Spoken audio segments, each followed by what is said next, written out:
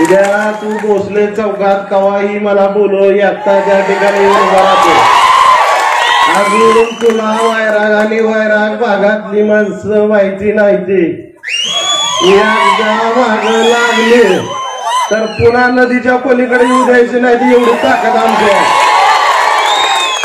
आणि मला बारशी करायला विनंती करायची बेहून राहू नका. हे पितरायले बॅनराला बेहा दाखवते आरायला कार आहे म्हणा. कारण ही प्रवृत्ती अतिशय वाईट आहे. साध्या साध्या गोष्टीवर जर लोकांना त्रास देण्याचं काम हे माणूस करत असेल. अरे आम्ही एखादा विषय मांडल्यानंतर तुला एवढा रागायचं कारण काय? ज्या गोष्टी खऱ्या आहेत त्या मांडल्यानंतर तुला राग येतो. तू फक्त निंबाळकर नावामुळं वैराग भागातून तुला मत पडली ती ही बी विसरू नको. कारण तुझ्या स्टेजवर संतोष दादा आहेत म्हणून मी गप बसलोय. इथून पुढं जर नीट नाही बोलला तर नदीच्या पलीकडे ये तुला बाधा मी दाखवतो. कारण आजपर्यंत आम्ही अनगरकराला सुद्धा भेटलो नाही. तू तर फक्त चाळीतलाय राजा. तू माझा नादच करू नको. कारण सगळ्याला माहित आहे मागच्या 15 वर्षाखाली मकरंद निंबाळकर काय होता ती सगळ्या त्या भागातल्या लोकांना माहित आहे. पुन्हा मला ती करायची वेळ येऊ देऊ नको एवढं तुला सांगतोय. कारण एक विचारानं आपण या ठिकाणी सर्वजण एकत्र आलोय.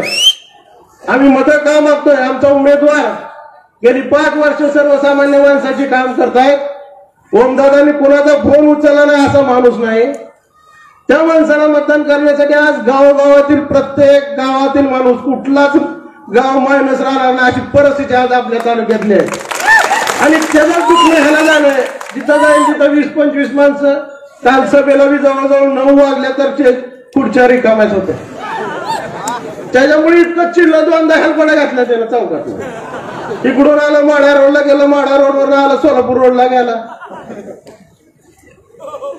अरे तुझ्या वागणुकीमुळे ही परिस्थिती आज निर्माण झाली आहे. ज्या आशानं ह्या तालुक्यातील मराठा समाजाने तुला मराठ्याचा नेता म्हणून मोठं केलं त्याच लोकांना तू आज संपवण्याचं काम करतोय.